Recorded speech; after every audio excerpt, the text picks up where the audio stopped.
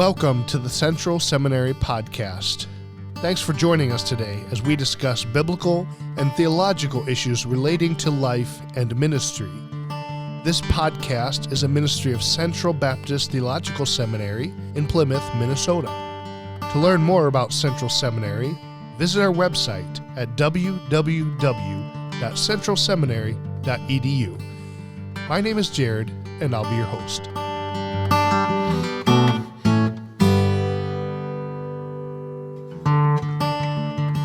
Well, welcome back to another episode of the Central Seminary Podcast. Today we have Dr. Josh Steffens with us. He is one of our graduates as well as on adjunct faculty in our biblical counseling program. Josh, welcome. Well, it is really great to be with you, Jared. It's always a delight to be on the podcast. Yeah, so today we're going to talk about shepherding and shepherding people as a pastor, what that looks like, not just from the pulpit, but maybe a little bit of that as well. But Josh, before we get into that, maybe you could just share what are some books that you are reading now. And I know in correspondence you mentioned that there was a certain book that kind of spurred the idea for this topic, so maybe you want to talk about that too. Yeah, one of the books, my pastoral team, we're going over together as a team a book that was written by one of my professors at Southern, along with another individual. His name is Dr. Jeremy Pierre, and Deepak Raju write a book called The Pastor and Counseling. And so it was really kind of the idea and just the continued emphasis on shepherding care.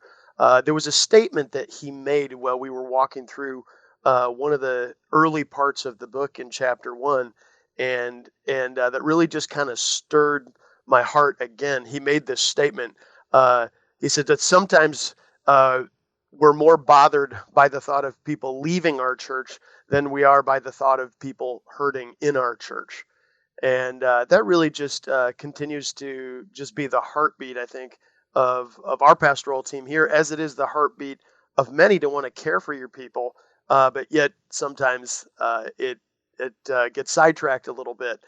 So that's one of the books that's really been kind of stirring my heart recently on shepherding. And then another one that I'm going through right now, I'm reading through a second time because I just really think it's that good, is Paul Tripp's book called Dangerous Calling, which I thought has been really helpful as well. Yeah, that I don't read that every year, but it's on my list of books that I should read every year. Yeah, good. Well, why don't you get us going here with your talk about shepherding, and maybe I could just actually start with a question, because I read that quote that you sent me over email, and I thought to myself at first, well, I don't know any pastor that would agree with that in theory. But maybe you could unpack for us how you get there, or how we might functionally, and maybe it's a matter of dealing with the big things, the explosions. I'm leaving, and we haven't walked with people up to that point. Can you help us understand how you get there as maybe a pastor? Yeah, I definitely think that in pastoral ministry, one of the things that is unique is that oftentimes when we think about the successes of ministry, we often connect success with a number of people in the congregation, or a number of people in the pew. And so our mind gets fixated on thinking that I'm doing well as long as that number continues to grow. Well, you could have a larger number. You may have a very unhealthy flock if there's not a lot of shepherding care that can go on, because people have all kinds of different challenges that they're facing. So I think the first thing I would say is that we really have to get our minds geared as shepherds that success is not determined by quantity, but it's determined by the quality of health in the community of believers. And that, to me, that's really at least one step forward that I think we really need to make by transitioning our mindset to that. Yeah, and as you talk, what came to my mind is another book on my list of ought to read every year books, Liberating Ministry from the Success Syndrome. I think it's R. Kent Hughes. Talks right about what you're saying and just about how numbers aren't everything. And we would, most guys would acknowledge that, but we kind of get into that function mode of people, and I've heard it said butts in the pew and bucks in the bank. And we get off in a rut sometimes, but I think that's so helpful to think about. Okay, you might have a church that is doing well numerically, but how are the people? And are they being shepherded? And are they growing? So I think one of the things that my mind also goes to, Jared, is growing up in and around various churches all my life, being out on vacation with my family, and you visit a church, and up on on a plaque on either the right or left side is a number of last Sunday's attendance that sometimes they would have. So I think historically, sometimes even that would even interplay with the way that people's minds would think about success. And it would make its way into pastoral teams' conversations in their staff meetings, on Monday or Tuesday of the following week. And one of the first questions that sometimes is grappled with is, well, how many people were here? And yet many occasions, I wonder if as much conversation is going on with which people are hurting that need care, and not just about people who are just there on any given Sunday. Or even you think of these stereotypical pastors' meetings or conferences, and one of the first questions is, how large is your church? How many people do you have at your church? And I know we mean well by saying that, but maybe that shouldn't be the first question we ask. Yeah, I definitely think that transitioning that mindset from kind of that success mentality based upon a numeric value over to a how am I doing at caring for the flock and individuals within that flock. One of the chapters that really stood out to me as of recent in Paul Tripp's book In Dangerous Calling, one of the chapter title was called Big Theological Brains but Heart Disease. And there was a story. He gives an illustration as a professor teaching in the practical theology department, and he had a student, as he was talking with them about shepherding care, make this quote. He said, "All right, Professor Tripp, we know that we'll have these projects in our churches. Tell us what to do with them so we can get back to the work of the ministry." And I do think at times we have to be really, really careful that we don't fall prey into people being projects. Yeah, that's a good observation. I always, when I was pastoring, I used to tell our people, ministry is people, and people are messy.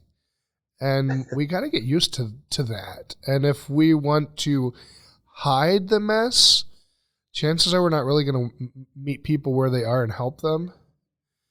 And, I remember, I think it was a local pastor in the area when I was in seminary, talked about a lady who came on Sunday night, neighbor to the church, and she brought her dog because she had never been in church before, and she just felt so uncomfortable she had to have her dog with her in church. And as I remember him talking, the dog didn't cause problems or anything like that, but afterwards he heard it from his people. And Pastor, we don't really want those kinds of people, do we? And his answer was, yes, we do. And if it takes bringing her dog to church in order to get her to come hear the gospel, maybe we should be willing to make accommodation for that. Yeah, I do think as we make that transition, even I think one of the steps is making sure that we're defining success right. But another step is how we view people in our congregation as shepherds and under shepherds of the good shepherd Jesus Christ. Because I think when we begin to look at people, and I think Paul Tripp's in this book brings up such an important concept, Because I think in many ways, many seminary students go into ministry and they have that perspective is our task and our job is to dispense theological, ideas and things from the pulpit.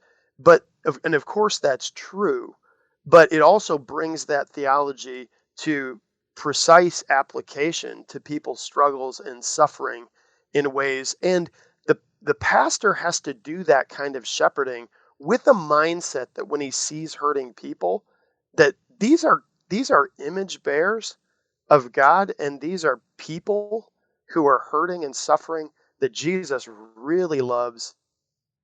He really desires to sanctify them, and he's gracing you with the opportunity to be part of that journey for that individual as he does the work of sanctifying them. And that's very energizing, honestly, as a pastor when you're doing that work. Very energizing. Yeah. So I think that leads us into the biblical view of the shepherding ministry. Can you talk about that for us? Yeah, one of the things that as I've been reading the Gospels, and you look and you have these mindset that it gives to us. Primarily, you think my mind. One of the passages my mind goes to is in John 10, when it talks about Jesus as the Good Shepherd, because even pastors are under shepherds of the Great Shepherd, and John 10 makes that remarkable statement when he says, "The sheep hear his voice, and he calls his own sheep by name, and he leads them out. And when he has brought out all of his own, he goes before them, and the sheep follow him, for they know his voice. A stranger they won't follow, but they will flee from him, for they don't know the voice of strangers." And I just think when we think about shepherding as under shepherds, our people have have put themselves under the care of a particular shepherd, and they begin to trust him the way the sheep trust the good shepherd. And one of the ways that you model that kind of shepherding ministry is to be truth filled, which means you do have to exposit the truth. You do have to be faithful in that regard from the pulpit, and then you also have to help them realize that you care to lead them in a way that they hear your voice, and they're not afraid to come to you after a sermon and say, "That was very convicting. I really need some more help." And then you end up meeting them on a separate occasion, either informally or formally, trying to lead them as a good shepherd. I think Jesus modeled that in his earthly ministry. And I'm always saying to my students and I just taught a class on the local church and counseling, and I will always make, as many professors have made to their students, good shepherds smell like the sheep. And I think that is so critical because Jesus was with and among and desirous to care for people who were suffering. It marked his ministry as something that was very, very unique. Yeah, good. So what's really at stake when we talk about shepherding and the church, shepherding ministry from a pastoral perspective? What's really at stake in the shepherding ministry here? Yeah, I think when over the years, as I've been doing counseling, there's been, sad situations where all of a sudden you realize that one of the things I would say is at stake is your personal call to ministry was not just a call to theological understanding. It was a call to care for people. So if all of a sudden you're with a group of people, if pastors are together, we shouldn't lament, "Oh, ministry'd be so great if it wasn't for these people." Uh, People are one of the best parts of shepherding ministry. They're the people in whom have been indwelt by the living God. They're the people who continue to be sanctified. There's something joyous when you see God at work in people. I think that's at stake, where we lose a vibrancy of the reason why we do what we do as shepherds. When I get up in the pulpit, it comes from spending time with people in a shepherding setting, and I'm going up to the pulpit having and prepared during a week, having set aside time for personal preparation. Yet my mind is also thinking, I've got people who I'm caring for that this text has to encourage, bring hope to, instruct, in all of those ways. And so I think one of the things at stake is we lose a sense of vibrancy about why we're doing what we're doing. And these are God's children. These are God's people. They're His sheep. He is, in a sense, allowed us the responsibility of caring for His sheep, and when we want to care for them well. And so I think that's one of the things at stake. I think another thing that's at stake when we don't put attention to that is that, and I've heard this in many occasions in different settings, that all of a sudden when a pastor doesn't give time to do shepherding care, that whether it's a time constraint or whether it's personal desire, or even whether he says, well, this is just not a strength or a gift of mine. I have the gift of preaching, not the gift of shepherding. And I think they're kind of go together. And so I think partly what's at stake is if you're in those situations, I've seen people send their sheep out to other individuals and other entities, and even entities that are giving an unbiblical worldview, that then their sheep are going out to, getting influenced by a different voice that they say this is the problem when it's not viewed in a spiritual sense. And then they're coming back to the flock and they're dispensing that within the flock. And it may be not a very accurate view of sanctification. And so what's at stake is if we don't take time to care for our people, they're going to go out and get care from somebody when they're hurting, and they may not go to someone who's actually going to give them the truth. I think that's a huge thing at stake when we're doing pastoral ministry. Yeah, right. I heard a pastor say who didn't really have people in his home, wasn't really great at that, and told me that he didn't have the gift of hospitality. And I was thinking, well, maybe you shouldn't be in ministry then. I mean, that's just part of it. If you can't be, not that you have to have people only in your home, but the whole friend to strangers, being available to people, that's so important. But I'm curious, maybe you could help us understand or think through a process. Just thinking of many of the churches I know in Minnesota, here, smaller churches, one pastor, he does a lot, does everything, not necessarily even because he's a control freak, but just because someone has to do it. How do you carve out time and balance the shepherding thing when you might have a ministry structure where you're the sole preacher and you're preaching, 50 out of 52 Sundays, save 2 weeks for vacation or something like that. You have a very heavy preaching load. You're teaching Sunday school. You're doing administration stuff. How do you ensure that you save time or make time for shepherding, and what does that look like? Yeah, I had such a privilege to be, lead pastor in a church that was a smaller church as well, and I would describe it very much like what you described, and trying to balance the hard work of ministry and the rigors of all the things that have to go on in the life of a small church.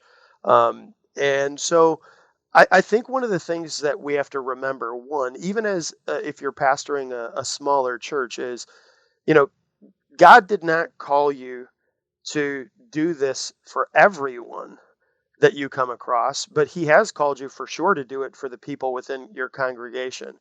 And so I think that does mean that you're going to have to figure out, if shepherding is such an important aspect to your ministry, that you've got to carve out some time for this to be allocated within your schedule, because it's that important. There's so much at stake if you don't take time to do this.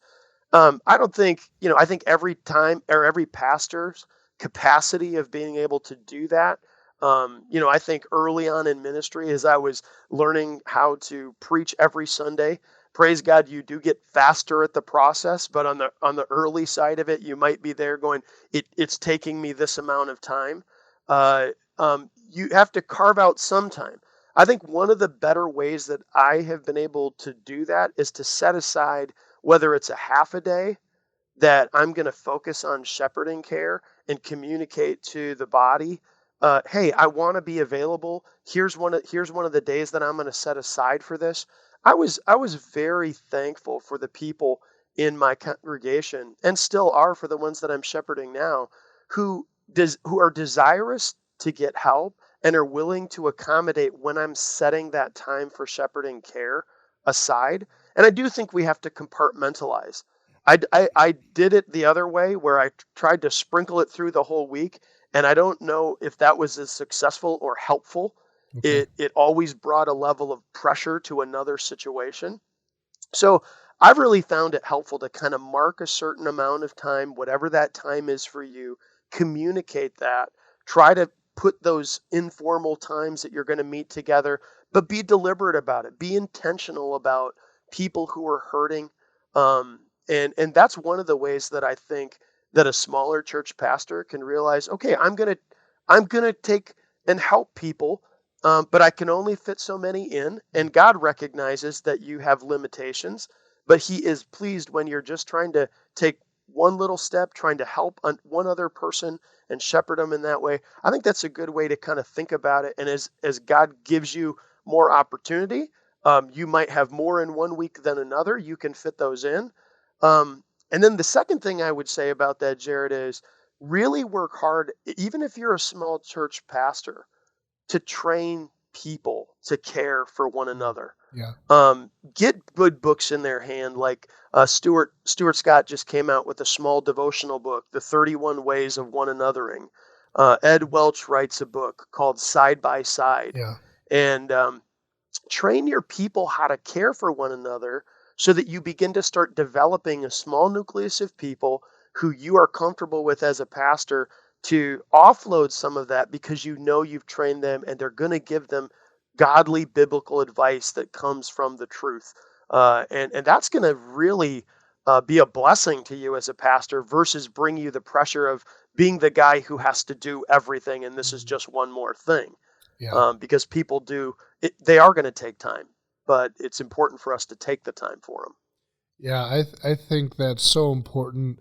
Kind of a Second Timothy motto of train faithful men who will train others also, and kind of passing that along. Maybe if I could kind of pick your brain a little bit, I'm curious when you set aside that time for shepherding. What does that look like specifically? Because there's different types of shepherding. You have the coffee shop Bible study where maybe you're going through a verse by verse study with one or two or three individuals. You have the home visits where you're doing a maybe more of what you would call a shepherding visit and trying to shepherd the family. And then you have what is your training in the biblical counseling. You're a fellow or working towards being a fellow with ACBC. Your doctorate in biblical counseling. Those are different types of shepherding. So how do you pick and choose or balance those things in ministry? Yeah, I think for me, partly because of my background in training, one of the things that I'm doing and this is currently in my own schedule right now, my Mondays are kind of my counseling day. And so I will look at that particular day and I will try to determine, okay, how many counselees is it wise to have? How many people can I shepherd that day? And without being overwhelmed, and to care for as many people as I can. That's going to look a little bit different for each pastor. I set aside that, so I'm generally doing about 4 to 5 individuals on a particular day. Now, those situations are situations where people have reached out with a particular situation that they are desirous to get help in, and so it's going to be a little bit more formal than others.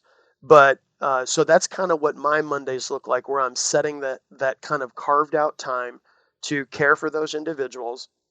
And And then I also during the week try to set aside some time, just a slot of time where I can do some informal things, where I can go out to a coffee shop. It's not so much of a, hey, this is a crisis component, Hmm. but I'd really like to just, I'm struggling with this and I don't know really where to go. I want to get, and I'm willing to put the work in there, and I want to get to the scripture, and they want some advice on those things. And so I want to also set aside some time. So I just look at my schedule and I try to figure out, okay, what's a reasonable amount of individuals that I could open my schedule to do that with, and then also be responsible with the preaching task and duty of being diligent in the word as well. And so I think that will fluctuate some weeks. But for your average pastor, you've got to think to yourself, I've got to open a few slots, you know, for my people to be able to come and say, hey, I've got a few, like, I've got some questions. And so it's okay for you as a pastor to kind of carve out those times and schedule people out. And I'm always scheduling people out 2-3 weeks, a month out. And that way I can try to get as many people as I can, but I also have a limit saying, up this week I've met that capacity of where all those slots are filled. And so that I'm trying to be a wise steward of my time and the responsibility of all the ministry tasks that God's given to me as well. Yeah, good, good. That's very helpful.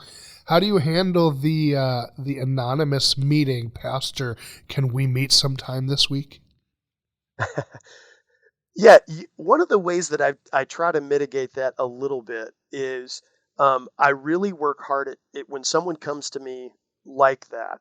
I'll really try to ask a follow-up question.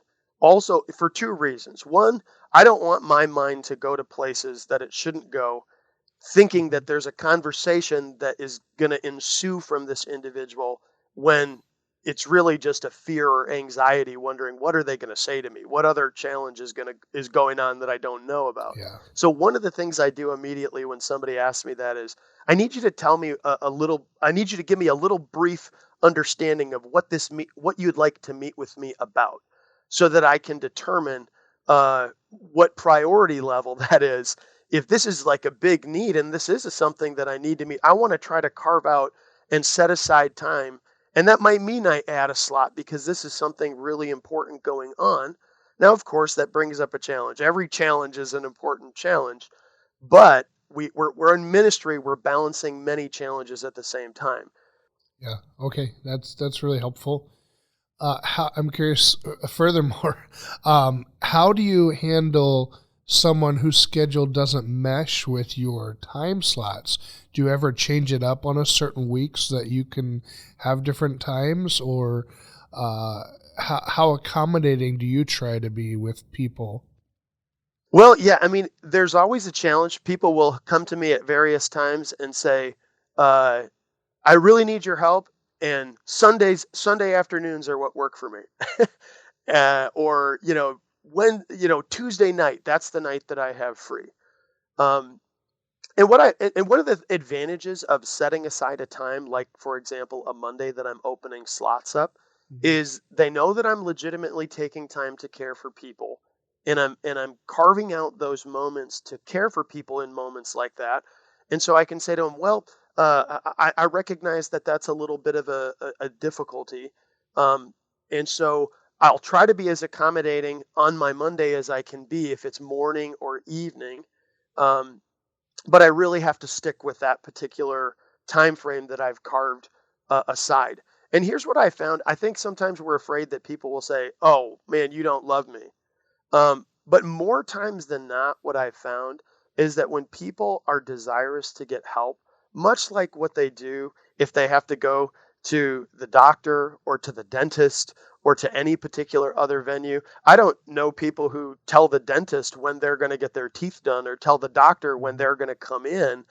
And when they can get on that schedule, then they're willing to be patient.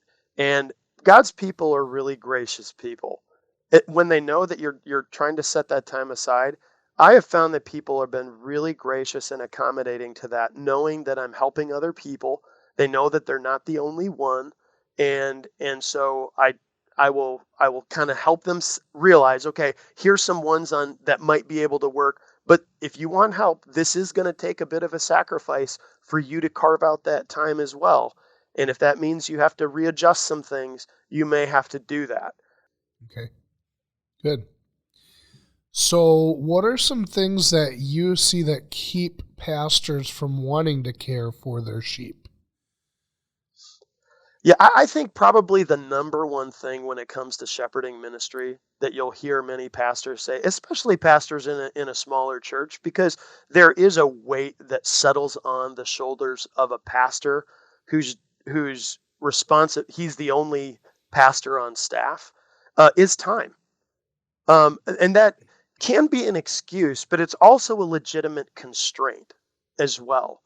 And so I think, as we've been talking about this, just in and around this topic of shepherding, I think each pastor has to legitimately come to an understanding of what amount of time can I use toward this or give toward shepherding ministry, so that I'm not making an excuse saying, well, I don't have the time for that.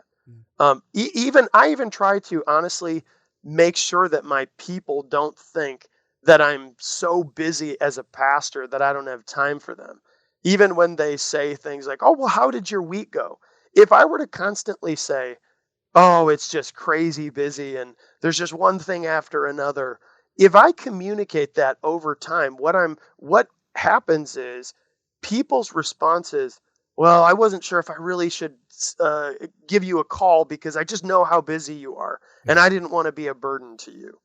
So we got to do that personally in our conversations to communicate that when people need care, that we're willing to set aside where we've carved out times, we have time for them. So I think on personal conversations, you can do that. And I think on the other side of it is carve out time in your schedule. Take a look at your overall work week and say, okay, what portion of this week needs to be given towards, study for sermon preparation so that you're being a good steward there. And what I found helpful is I kind of break it into the three categories of pastoral ministry when you're thinking about preaching, administrating, and shepherding. And I look at my overall week schedule and I think these three things are probably going to have to happen at some level. So what amount of that percentage needs to go to preaching? What amount of that preparation needs to go into administrating so that we're thinking and we're having vision and we're being mindful of how we do ministry? And then what part of that time is going to be given towards shepherding care? And so I think making that deliberate effort to look at those three important facets of pastoral ministry will then help you realize, oh my goodness, I'm not even carving out time to do shepherding ministry, because time is really a huge constraint for many small church pastors, but it's also a constraint for many larger church pastors. Yeah, great.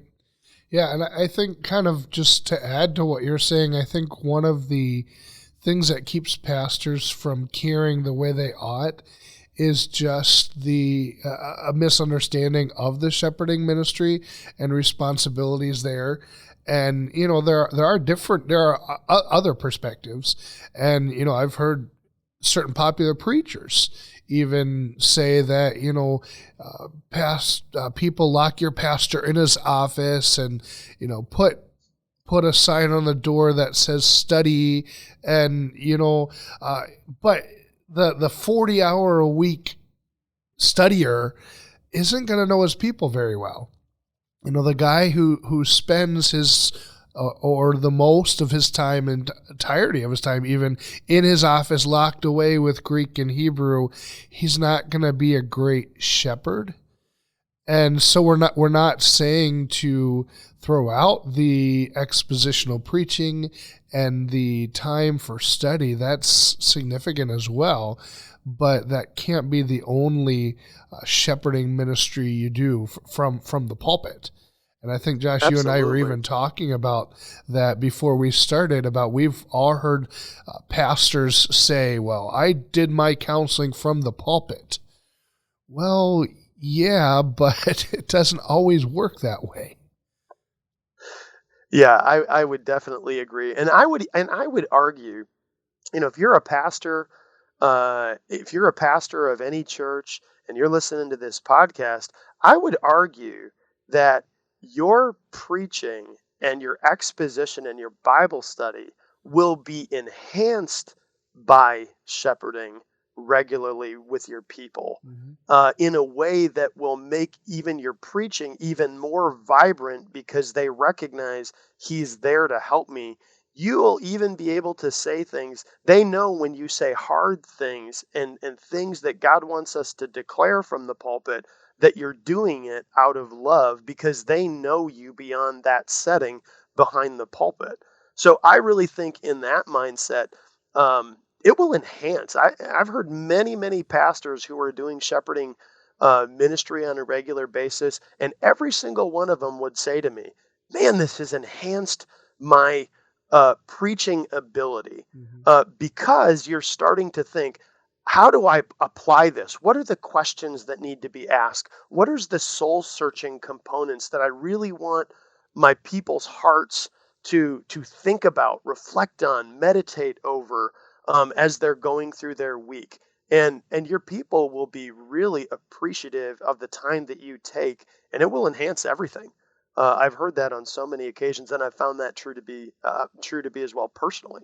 Yeah, I've experienced that as well. If I was focusing on counseling type work, whether it be actually sitting in a counseling room with people or preparing by reading, a counseling book on, say, whatever, anger or whatever, I would find that very Sunday, my time in the pulpit, I felt like it instantly became more practical and relational with the people, and I could definitely see a link there.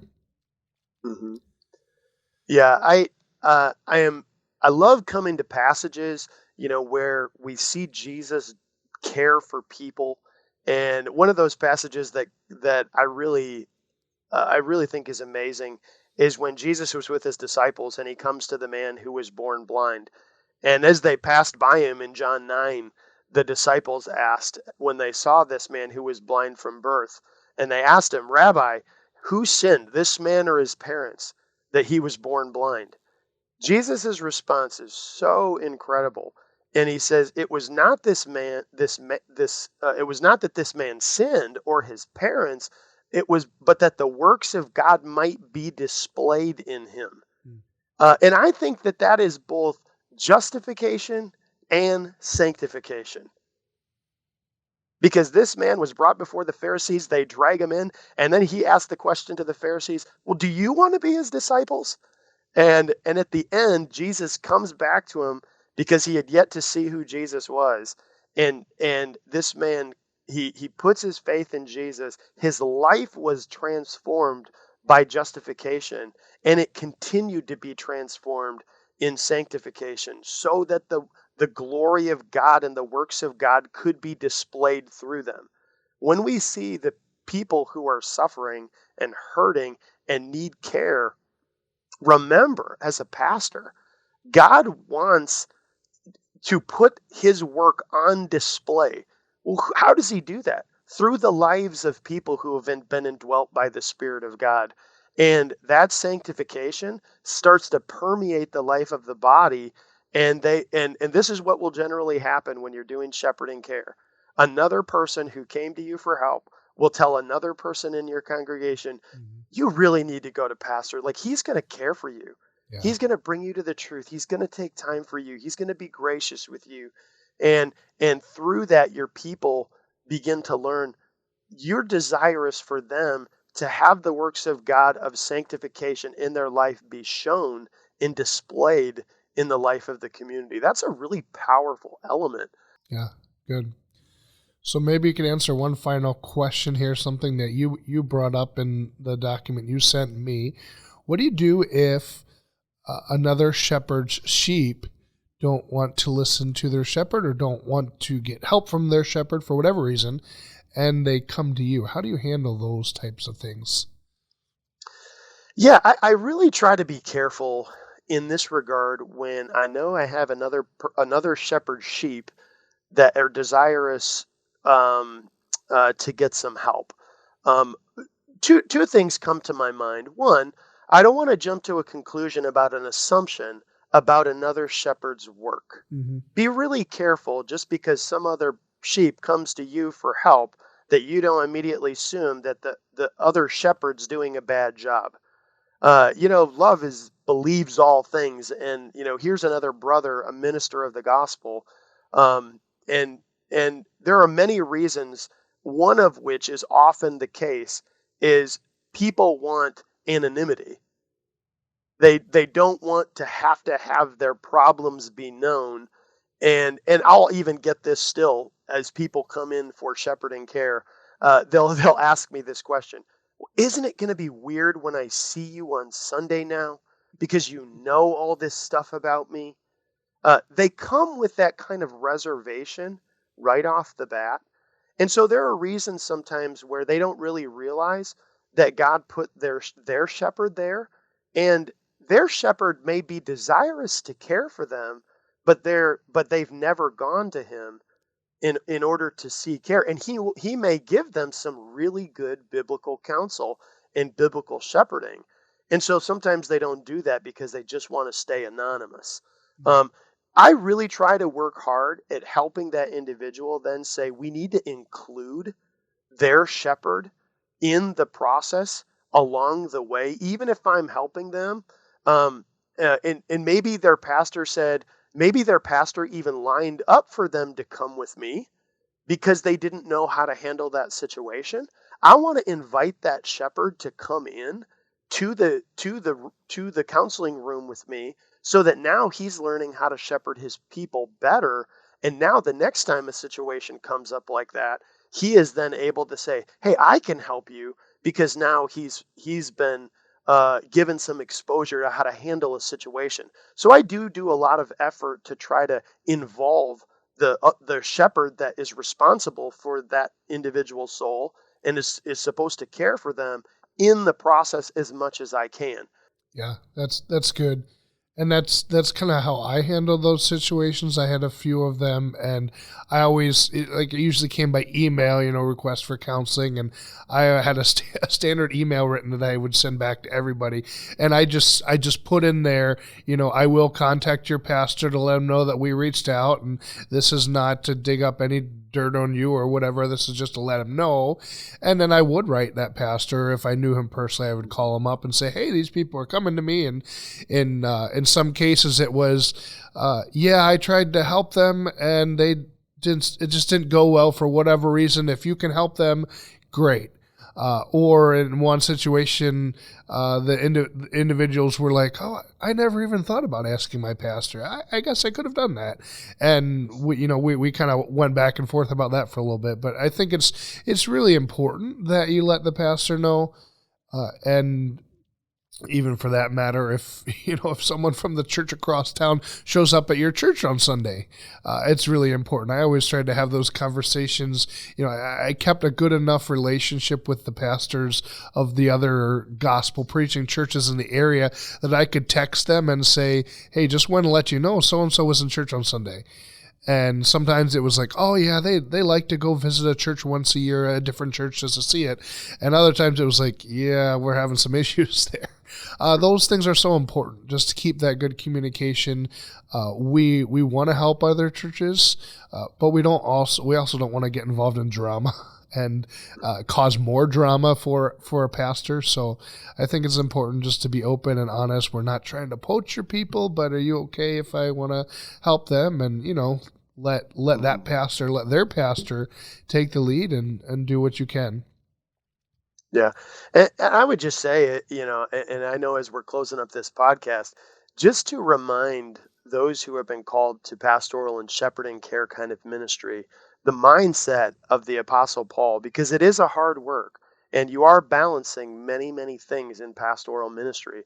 But my heart and my mind goes to Colossians 2, where the Apostle Paul says, he says to them, I want you to know how great a struggle I have for you and for those at Laodicea and for all those who have not even seen me face to face, that their hearts might be encouraged, being knit together in love, to reach all the riches of full assurance of understanding and the knowledge of God's mystery, which is Christ, in whom are hidden all the treasures of wisdom and knowledge. And it will be a struggle. It will take your energy, but it is a worthwhile task to care for people in shepherd and care ministry as a pastor. Well, thanks for that admonition, Josh. Before we close, do you have any works of God that you just want to share and give praise to Him today? Yeah, it's really just been, I think, just a delight to see, because we're talking about shepherd and care, just to watch the Spirit of God continue to transform lives. As I said, my Mondays are filled with, people that I'm doing shepherd and care with. And it is just such an encouragement, and it just invigorates my soul to watch God do what I could never do. And just to sit back in awe of the Spirit's ability to convict, to bring truth, and to guide people into an assurance, growth, just excitement, hope in the Lord again. I'm just watching it happen on a regular basis, and it's just, this is not possible if it wasn't for Jesus doing what He did for us, dying on the cross, sending His Spirit to indwell us, and it's just really remarkable, and I just praise Him for it every week. Well, thanks for sharing that, and thanks for taking time to talk with us today. Appreciate it. Delighted to do it, Jared. Thank you so much for having me. Next time on the Central Seminary Podcast. But he actually coined the idea of gender identity. They viewed it as an action, not an identity. They did not have one word that was cover what we think of a semantic range for, again, homosexual. This secular world wants to keep all of their systems intact. Yeah. This whole idea of action and behavior began to define the individual as an individual themselves. What do you think causes this angst? This is something that was very personal because I would counsel people. That was considered A, very normal, and B, somewhat expected at different stages in their life. Just wait for nature to show us. That is not how the majority of the world has seen that idea. They've seen it as a behavior. But our topic today is quite the topic. When you have a gender reveal party, yet there's no such thing as gender. Look for our next episode on the Central Seminary Podcast.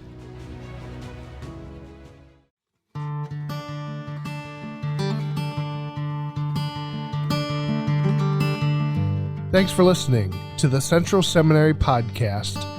Our mission at Central Seminary is to assist New Testament churches in equipping spiritual leaders for Christ-exalting biblical ministry. Since its founding in 1956, Central Seminary has sought to provide serious students of God's Word with robust theological education as they prepare for ministry.